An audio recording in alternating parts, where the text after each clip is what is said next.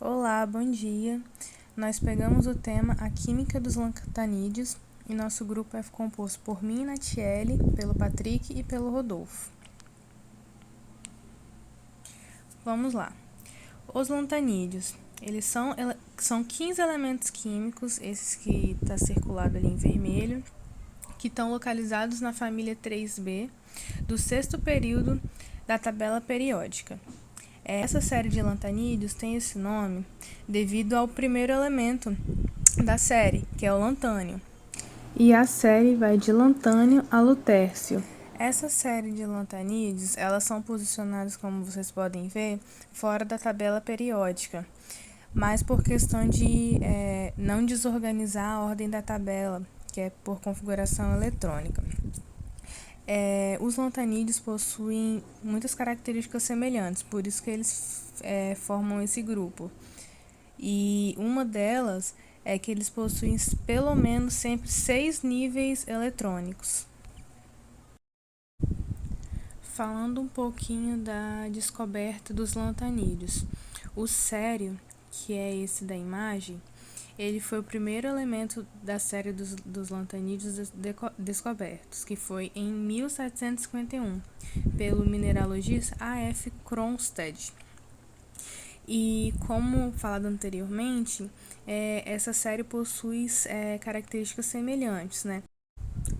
Por isso, é bem trabalhoso separar os lantanídeos, cada espécie. Por isso, só em 1907 que todos os lantanídeos foram conhecidos. Então, há quase 120 anos atrás, o que é bem recente. Falando um pouco da configuração eletrônica, né? Eles possuem a configuração eletrônica, como eu falei, até o nível 6, e os 14 elementos são obtidos pela adição de elétrons do nível 4F. Porém, os elementos sério, gadolino e lutércio são energeticamente mais favoráveis ao deslocamento dos elétrons 5D para o nível 4F.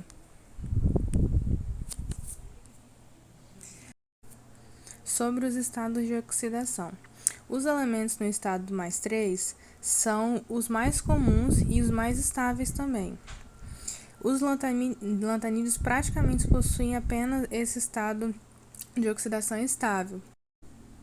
Porém, o sério, o samaro, o európio e o térbio são alguns que possuem estado de oxidação ou mais 4 ou mais 2 em solução aquosa.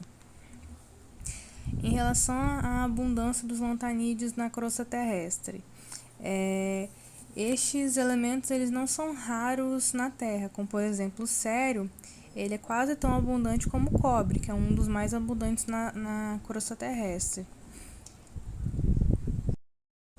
Os elementos com número atômicos par têm maior abundância em relação aos que possuem número ímpar. Sendo assim, os que possuem números par possuem maiores números de isótopos estáveis. Bom, existem outros métodos anteriores que foram desenvolvidos antes dos de cromatografia ou de camada de valência, como por exemplo a precipitação, que é um composto de menor solubilidade é precipitado em maior quantidade, sendo a ele adicionado íon de hidroxila em uma solução contendo nitrato de lantânio, e a base mais fraca é precipitada primeiro e depois a mais forte. Sendo assim, uma solução conterá uma maior quantidade de elementos leves dessa série. E por fim, pode ser separado por filtração. Tem também a técnica por extração por solvente, onde os íons de lantânio, os mais pesados, são mais solúveis em fosfato de triene-butilo em relação aos mais leves. Porém, essa solubilidade é invertida quando se trata de solventes iônicos. Um exemplo disso é a separação do sério 4-. Temos também a reação por reação térmica. Nela, há uma mistura de nitrato de lantanídeos, onde, se ela for aquecida até o ponto de fusão, rapidamente a temperatura do nitrato se decompõe a óxido.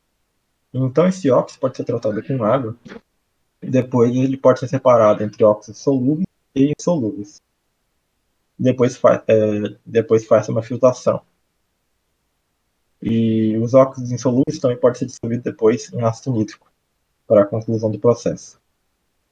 Aqui nós temos a figura do prasédio, que é na fase sólida, e o seu alto ponto de fusão, e o lutécio, também na fase sólida e também com muito.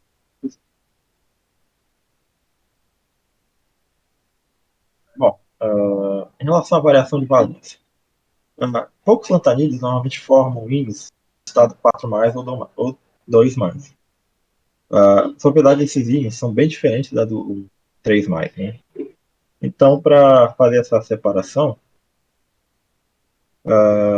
desses elementos, nós temos como, por exemplo, o európio, que ele pode ser extraído de uma mistura de uma solução de lantânio pelo método de extração por solvente, onde o sulfato de európio é insolúvel em água, e enquanto que a maioria dos sulfatos de lantânio são solúveis. Então, assim, com a técnica de redução eletroquímica, é possível, através usando um cátodo, né, de mercúrio ou de álma, de zinco, é possível fazer essa separação. Depois da presença do ácido fúrico, vai ocorrer uma precipitação do ácido de európio, e então, por fim, ele pode ser separado por filtração. Nós temos a técnica que é a mais comum e mais eficiente no momento, que é a de cromatografia de troca iônica. E nela nós temos uma solução com os nossos lantanídeos, e nela é passada uma coluna de resina de troca sintética. Normalmente é usado polistireno, e nela, conforme a reação mostrada, é possível verificar que a solução de lantanídeo e o polistireno sulfonado que libera o gás forma então uma resina de lantanídeos. E depois que passa seu eluente, o que acontece? Esse eluente ele contém um agente complexante, que é pode ser o ácido nítrico ou o citrato de amônio, um pH a nível 8. Bom, como eu estava dizendo, nessa reação unidada, nós temos a resina, que é derivada da reação do polistireno, do sulfonato, e nela nós temos o citrato, fazendo uma substituição, formando então um complexo de citrato de lantânio, mais a resina no final. E durante essa reação, a coluna forma duas reações ao mesmo tempo. Uma hora o íon metálico se liga com a resina e outra hora com a coluna. E depois consegue se recolher esse complexo com citrato. Bom, e percebe-se que os íons lantanídeos menores formam complexos mais estáveis com citratos em relação aos íons maiores.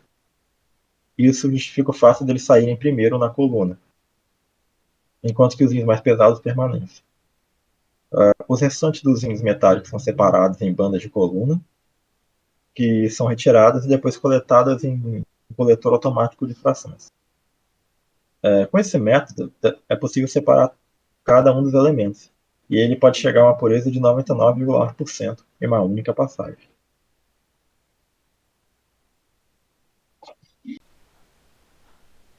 A propriedade magnética dos lantanídeos são o seguinte: os íons lantânio 3+, e o célio 4+, têm configuração F0, e o lutécio 3+, também tem uma configuração F14. Esses íons não apresentam elétrons emparelhados e são considerados diamagnéticos.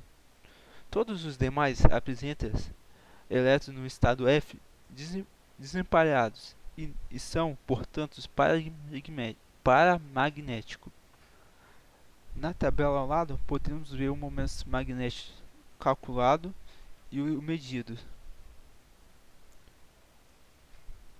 Bem, complexo. Os íons de lantânio possuem uma grande carga elevada, que favorece a formação de complexos.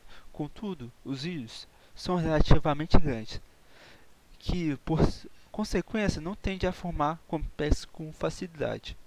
Em solução aquosa, não forma complexos com aminas e apenas alguns poucos complexos estáveis com são obtidos com monóxido de carbono, cianeto e outros grupos orgânico-metálicos.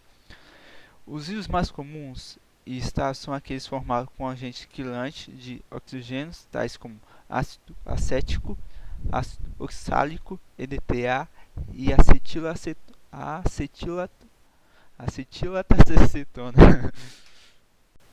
Bem, os complexos de condenação inferiores a 6 são bastante raros e eles somente ocorrem com ligante volumoso.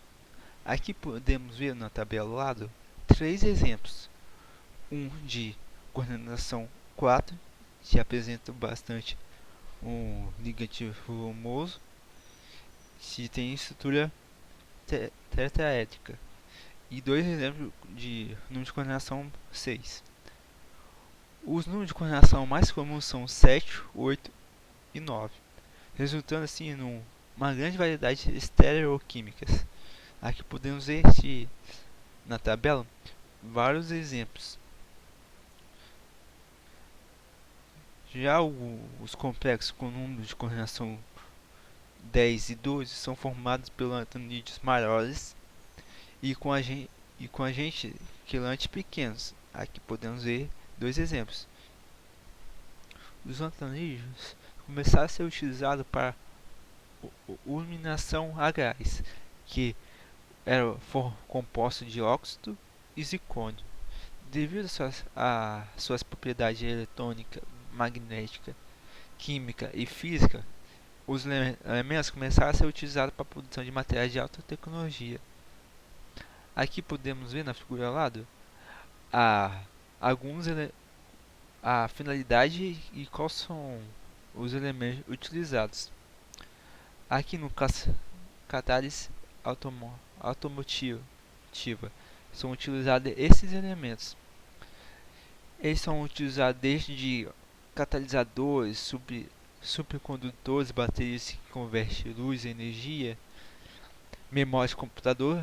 Eles são utilizados em diversas áreas, até materiais para o refino de petróleo. Durante a pesquisa, nós encontramos algumas obras bastante interessantes. Dentre elas, nós recomendamos duas obras. A primeira de Mauro da Silva e a segunda de Apoliana Batista. Bom, e na conclusão, podemos concluir que os grupos de lantanídeos eles têm uma grande importância na química inorgânica e nas outras áreas da química, pois ele possui uma grande aplicação, uma vasta aplicação, sendo ele muito empregado em vários segmentos da indústria e empregado também em materiais de alta tecnologia. Essas são as nossas referências. E muito obrigado.